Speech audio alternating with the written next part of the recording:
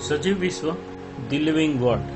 આગળના મુદ્દામાં હવે આપણે બે સવાલો સાથે આગળ વધીએ છીએ.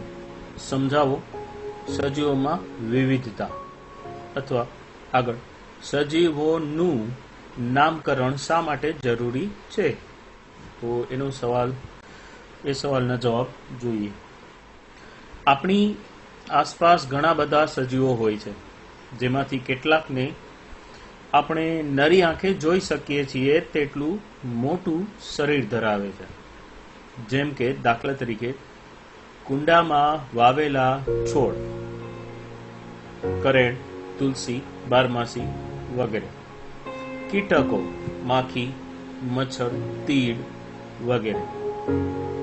પક્ષીઓ, ચકલી, કાગડો, પોપટ, મોર વગેરે. પાલતુ કે અન્ય પ્રાણીઓ, ગાય, ભેંસ, ઘેટા, બકરા વગેરે બધા. અને વનસ્પતિઓની ઘણી બધી જાતિઓ આપણે જોઈ શકતા હોઈએ છીએ, આંબો, વડલો, પીપળો વગેરે. તો આપણી આસપાસ ઘણા બધા સજીવો જોવા મળતા હોય છે.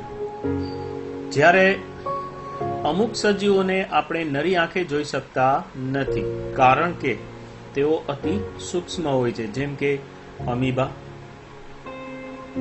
બેક્ટેરિયા, યીસ્ટ વગેરે. આ નરી આંખે એટલે કે સીધી દ્રષ્ટિથી જોઈ નહીં શકાય એવા અતિ બારીક સૂક્ષ્મ સજીવો છે. બરાબર? તો એ અતિ સૂક્ષ્મ હોય છે. જો આપણે અવલોકન કરવાની જગ્યાનું ક્ષેત્રફળ વધારીએ, એટલે કે આપણે રૂમની અંદર કેટલાક સજીવોને નિહાળેલા, હવે રૂમની બહાર જઈએ, ઘરની બહાર જઈએ, બરાબર, આ રીતે આપણા વિસ્તારની બહાર જઈએ, ગામની બહાર જઈએ, એ રીતે ક્ષેત્રફળ વધારતા જઈએ તો સજીવોના વ્યાપ એટલે કે ફેલાવો, એનું પ્રમાણ જે છે એ અને એની વિવિધતામાં વધારો જોવા મળે. તો રૂમની અંદર આપણને જે પ્રકારના સજીવો જોવા મળશે એનાથી બહાર, ઘરની બહાર જશું એટલે આપણને એના કરતાં વધારે વિવિધતાવાળા અને વધુ સંખ્યાના સજીવો જોવા મળશે. આપણે એ જ રીતે ક્રમિક આગળ વધતા ગામની બહાર જશું, શહેરની બહાર જશું, જંગલ તરફ આગળ વધશું તો આપણે સજીવોની સંખ્યા અને સજીવોના પ્રકાર વધુ હોય એવું અનુભવાશે, એવું જોવા મળશે.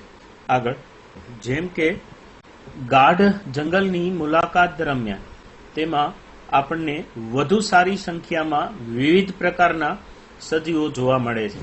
એટલે જંગલની અંદર જશું તો આપણે વિવિધ પ્રકારની વનસ્પતિઓ, વિવિધ પ્રકારના પ્રાણીઓ, વિવિધ પ્રકારના પક્ષીઓ વગેરે વધુ માત્રામાં, વધુ પ્રકારમાં જોવા મળે છે. એ દરેક વનસ્પતિઓ, પ્રાણીઓ કે કોઈ પણ સજીવો એક જાતિ તરીકે રજૂ થતા હોય છે. દાખલા તરીકે બિલાડી કુળના પ્રાણીઓ તરીકે આપણે ધ્યાનમાં લઈએ તો સિંહ, વાઘ, દીપડા, ચિત્તા આ પ્રમાણે એક કોઈ જાતિ તરીકે રજૂ થતા હોય. જ્યારે બીજી તરફ તમે જોવા બેસો તો શિયાળ, વરુ, કૂતરા આ બધામાં કંઈક અંશે સમાનતાઓ જોવા મળતી હોય છે. તો આ રીતે વનસ્પતિ અને પ્રાણીઓ, કોઈ પણ સજીવોને ધ્યાનમાં લો તો એ એક જાતિ તરીકે રજૂ થતી હોય છે. હાલના તબક્કે વિશ્વમાં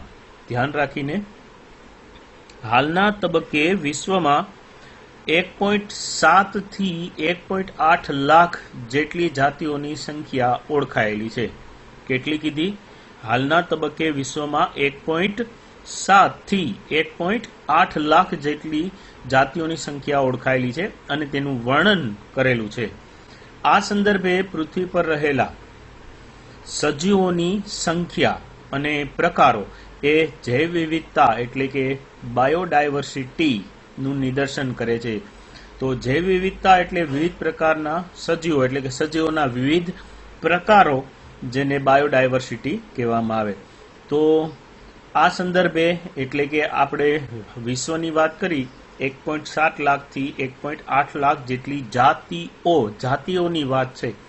બરાબર? દરેકની પેટા જાતિ ઘણી બધી હોય અને એ દરેક જાતિઓમાં પાછા સજીવો ઘણા બધા હોય. દાખલા તરીકે વાંદરાની જાતિ ધ્યાનમાં લઈએ તો એની પેટા જાતિ ઘણી હોય અને એવા પાછા વાંદરા લાખો કરોડોની સંખ્યામાં હોય.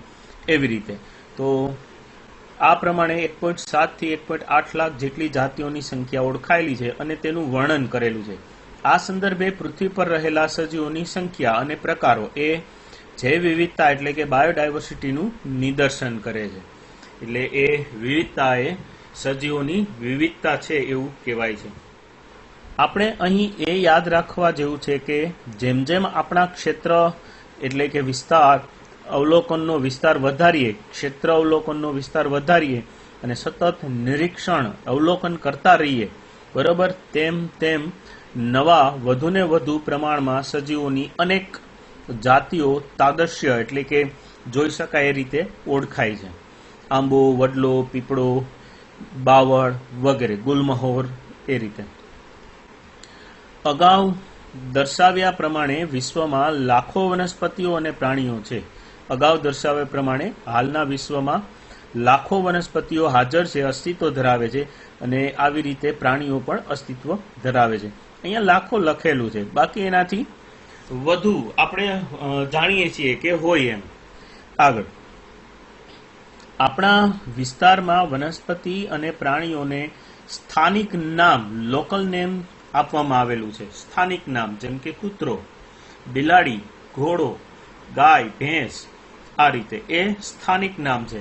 તો આ રીતે અન્ય પ્રદેશમાં જઈએ તો ત્યાં આપણે જેને ગાય અથવા કૂતરો તરીકે ઓળખતા પ્રાણીઓ છે, બરાબર, કૂતરા તરીકે જેને ઓળખીએ છીએ એ પ્રાણીને ત્યાં અન્ય સ્થળે ત્યાંના સ્થાનિક નામ જુદા હોય છે. દાખલા તરીકે કૂતા, શ્વાન વગેરે. ઘોડા આપણે ઘોડો કહીએ એ રીતે. જેમ કે કેરી અહીંયા આપણે બોલીએ છીએ તો હિન્દીમાં હિન્દી ભાષી લોકો ત્યાંના સ્થાનિકતા મુજબ આમ એવી રીતે બોલશે. આપણે ગુજરાતીમાં ડુંગળી કહેશું તો હિન્દી ભાષી ત્યાંના સ્થાનિક નામ મુજબ પ્યાઝ એવી રીતે કહી શકશે. તો જે તે વનસ્પતિ અને પ્રાણીઓને સ્થાનિક નામ, લોકલ નેમ આપવામાં આવેલું હોય છે. આપણા વિસ્તારમાં આ રીતે આપણે જોઈએ છીએ. દાખલા તરીકે કોબરા સાપને ગુજરાતમાં કાળોતરો નાગ કહેવામાં આવે છે. કોબરા સાપ એ એક નામ છે, કાળોતરો એ પણ એક બીજું નામ છે. તો કોબરા સાપને ગુજરાતમાં કાળોતરો નાગ તરીકે ઓળખવામાં આવે છે. આ જ સ્થાનિક નામ અલગ અલગ જગ્યાએ અલગ અલગ હોય છે. એટલે અન્ય સ્થળે આપણે જેને કાળોતરો નાગ કહીએ છીએ, આસામ, ઓડિશા અથવા તો ભારતના બહારના વિસ્તારોમાં, તો ત્યાં એનું નામ કાળોતરો નાગ નહીં હોય, અલગ અલગ હશે. તો આ જ સ્થાનિક નામ અલગ અલગ જગ્યાએ અલગ અલગ હોય છે. આ કારણે દરેકને અન્ય સ્થળે જ્યારે કોઈ સજીવ વિશે વાત કરવી હોય, એટલે કે દરેક સ્થળે જ્યારે કોઈ સજીવ વિશે એ વાત કરે ત્યારે તેનો ઉલ્લેખ કરવામાં મુશ્કેલી અથવા મૂંઝવણ એટલે કે કન્ફ્યુઝન વધી જાય છે. જેમ કે એક અંગ્રેજી ભાષી વ્યક્તિ, એક હિન્દી ભાષી વ્યક્તિ અને એક ગુજરાતી ભાષી વ્યક્તિ ભેગા થાય અને એ ત્રણેયને અરસપરસ એકબીજાની ભાષા ન આવડતી હોય તો અંગ્રેજી ભાષી કેરીને મેંગો બોલશે, હિન્દી ભાષી આમ બોલશે, ગુજરાતી કેરી બોલશે. જ્યારે ત્રણેયને અરસપરસ એકબીજાની વાત આવડતી ના હોય તો કેરી વિશે એ લોકો અરસપરસ વાત નહીં કરી શકે, એ મૂંઝવણ અનુભવશે, કન્ફ્યુઝન થશે. તો અહીંયા કહેવાનો મતલબ એવો છે, ભાવાર્થ એવો છે કે વિશ્વમાં પ્રચલિત હોય એક એવા નામની જરૂરિયાત હોય છે. જો અહીંયા આપણને આગળના મુદ્દા તરફ દોરી જાય છે. અહીંયા સ્થાનિક રીતે દરેક જગ્યાએ દરેક સજીવોના નામ અલગ અલગ હોય છે, માટે એક વિશ્વ લેવલે એક હોય એવું નામ જરૂરી છે, જે આપણે આગળ જોઈશું. તો દરેક સ્થળે સ્થાનિક રીતે સજીવોનું નામ અલગ અલગ હોવાથી, એટલે કે હોય છે, અલગ અલગ હોય છે, તેથી સજીવોનું સચોટ વર્ણન કરવું હોય કે જેના વિશે સૌ કોઈ જાણકારી મેળવી શકે અથવા મેળવે, તે માટે દરેક સજીવોનું સાર્વત્રિક એટલે કે યુનિવર્સલ એટલે કે ચોક્કસ સ્ટાન્ડર્ડ નામ હોવું જરૂરી છે, જેથી ચોક્કસ સજીવને પૃથ્વી પર એક જ નામથી ઓળખી શકાય અને જાણી શકાય. તો આવી રીતે કોઈ એક સ્ટાન્ડર્ડ નામ હોવું જરૂરી છે. આગળ તો આપણે હમણાં વાત કરી ગયા કે એક નામ તમામ સજીવનું વિશ્વ લેવલે હોવું જરૂરી છે કે જે તમામ લોકો જાણકારી રાખી શકે, મેળવી શકે. એવું એક કોમન એટલે કે બધા દેશોમાં વાપરી શકાય, તમામ સ્થળે વાપરી શકાય એવા એક નામની જરૂર હોય છે. નામાધિકરણ એટલે કે નામકરણ.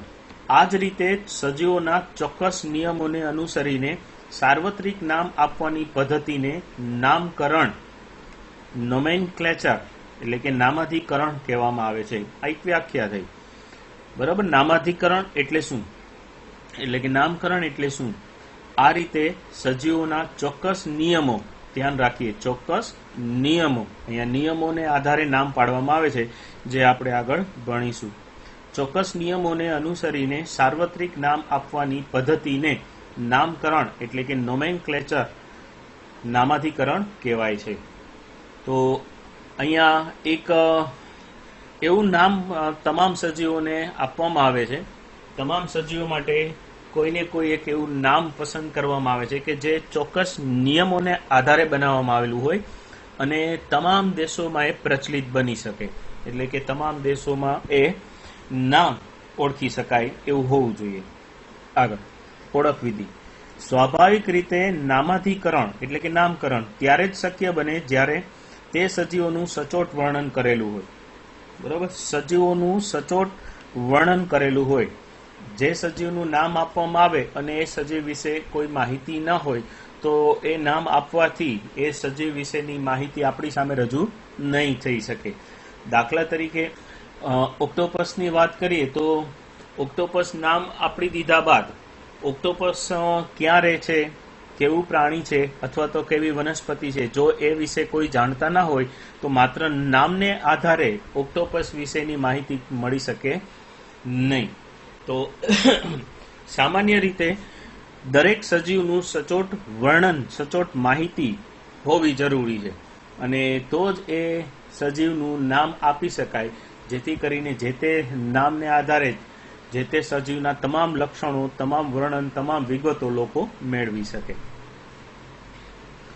એટલે કે તે સજીવની ઓળખ થતી હોય. બરાબર. સજીવનું નામાધિકરણ ત્યારે જ શક્ય બને, જો ધ્યાન રાખો, નામાધિકરણ ત્યારે જ શક્ય બને જ્યારે તે સજીવનું સચોટ વર્ણન કરેલું હોય. એટલે કે તે સજીવની ઓળખ થઈ શકતી હોય.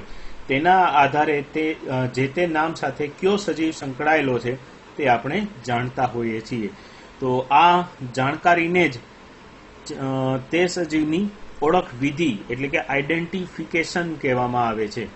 તો અહીંયા એક સજીવ કે જેના વિશેની માહિતી મેળવવાની હોય અને પછી તેનું નામ આપવાનું હોય, આ નામને આધારે આપણને પછી માહિતી મળી શકે એમ હોય કે આ નામનું પ્રાણી છે તેમાં આ પ્રકારના એટલે કે જે તે પ્રકારના લક્ષણો છે, એ પ્રમાણે એની ઓળખ થઈ શકતી હોય. તો આવી રીતે નામ અને માહિતી સાથેની ઓળખ કરવાની જે વાત થઈ એને જે તે સજીવની ઓળખ વિધિ, આઈડેન્ટિફિકેશન એવું કહેવામાં આવેલું છે.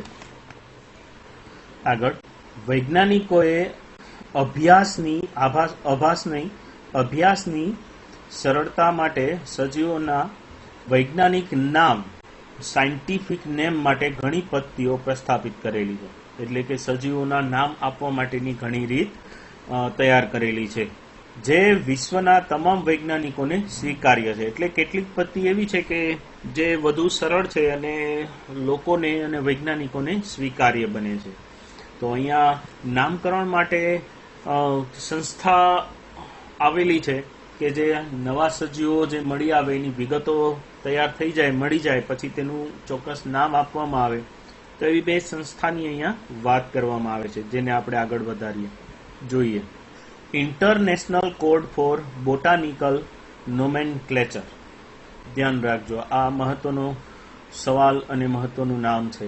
ઇન્ટરનેશનલ આઈ, કોડ સી, બોટાનિકલ બી, નોમેનક્લેચર એન. તો international code four botanical nomenclature, ICBN ટૂંકમાં. આ બોટાનિકલ લખેલું છે એટલે કે બોટની વિશે એટલે કે વનસ્પતિ શાસ્ત્રના સંદર્ભમાં લખેલું છે. તો એનો અર્થ આપણે એવો કરીએ કે ICBN એ વનસ્પતિ માટે નામકરણની પદ્ધતિ અપનાવતું હોય, એટલે કે નામકરણ સૂચવતું હોય, અથવા તો એમ કહીએ કે વનસ્પતિના નામકરણ માટે આ સંસ્થાના નિયમો ધ્યાનમાં લેવાતા હોય.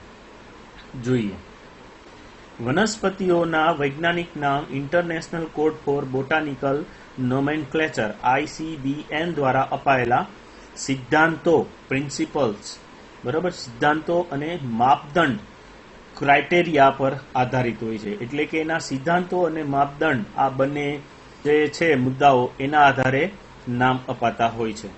તો ICBN જેમ છે એ જ રીતે ICZN એ વનસ્પતિ માટે, પ્રાણી માટે નામકરણ કરે છે. ઇન્ટરનેશનલ કોડ ફોર ઝૂલોજિકલ, જો ધ્યાન રાખો, ઝૂલોજિકલ પ્રાણીશાસ્ત્રના આધારે બનેલું નામ થયું. International code four zoological nomenclature ICZN આ પ્રમાણે છે. પ્રાણી વર્ગીકરણ શાસ્ત્રીઓએ પ્રાણીઓના વૈજ્ઞાનિક નામ માટે international code four zoological nomenclature એટલે કે ICZN આધારિત નિયમો બનાવ્યા છે અને એના આધારે નામ પાડવામાં આવે છે. આગળ,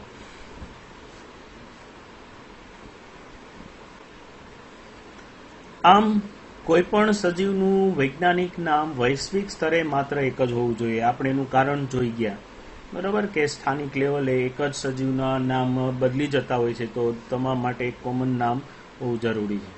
તો કોઈ પણ સજીવનું વૈજ્ઞાનિક નામ વૈશ્વિક સ્તરે માત્ર એક જ હોય છે અને વિશ્વના કોઈ પણ સ્થળે તે નામ અન્ય સજીવ માટે વપરાતું પણ નથી. તો જે નામ આપણે કેરી માટે વૈજ્ઞાનિક નામ વાપરીશું, વૈજ્ઞાનિક નામ જે કેરી માટે વપરાશે એ નામ બીજા કોઈ માટે વાપરી શકાશે નહીં. એના જેવી વાત છે. દાખલા તરીકે હોમોસેપિયન્સ માણસ માટે વાપરવામાં આવે છે, માનવ માટે વાપરવામાં આવે છે.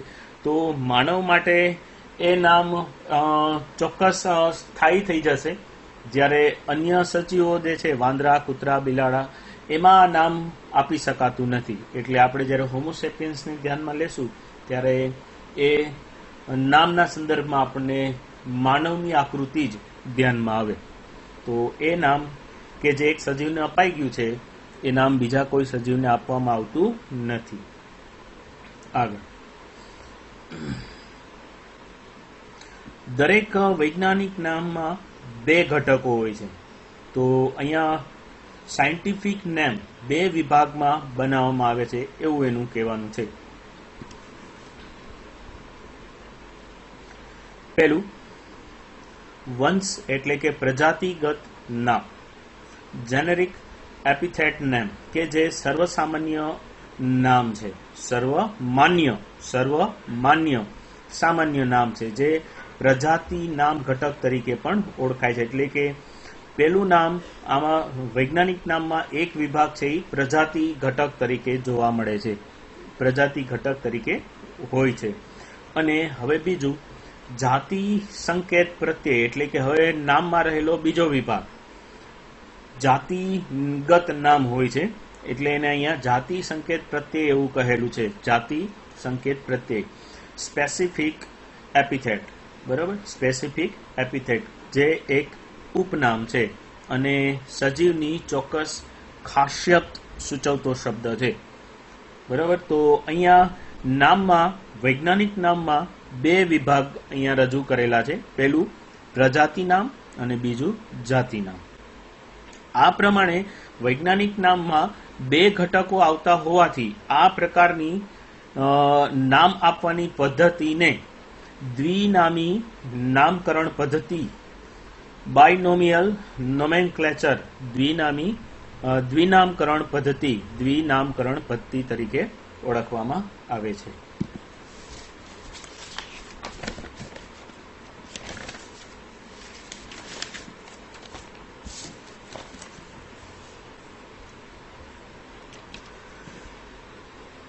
અનુક્રમે પ્રજાતિ અને જાતિ એમ બે ઘટકો વડે નામ આપવાની આ પદ્ધતિને દ્વિનામકરણ એટલે કે બાયનોમિયલ નોમેનક્લેચર પદ્ધતિ કહેવામાં આવે છે. આ પદ્ધતિ વૈજ્ઞાનિક કેરોલસ લિનિયસ, વૈજ્ઞાનિકનું નામ છે, બહુ મહત્વનું નામ છે આ વૈજ્ઞાનિક કે જે કેરોલસ લિનિયસ, વર્ગીકરણ ક્ષેત્રે એને ઘણું યોગદાન આપેલું છે, ઘણું સંશોધન કરેલું છે.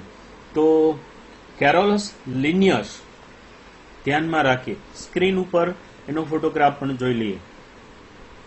કેરોલસ લિનિયસ, જેના દ્વારા આ વર્ગીકરણ પદ્ધતિ એટલે કે નામકરણ પદ્ધતિ આપેલી છે. અને કેરોલસ લિનિયસ એ વૈજ્ઞાનિક વર્ગીકરણ શાસ્ત્રી હતો, એટલે કે સજીવોના વર્ગીકરણ કરવામાં એ કાર્ય કરતો. તો વર્ગીકરણ શાસ્ત્રી આપેલી છે અને તે વિશ્વભરના બધા વૈજ્ઞાનિકોએ અપનાવી છે. તો દ્વિનામી નામકરણ એટલે કે દ્વિનામકરણ પદ્ધતિ વિશ્વના તમામ વૈજ્ઞાનિકો દ્વારા અપનાવાયેલી છે. આગળ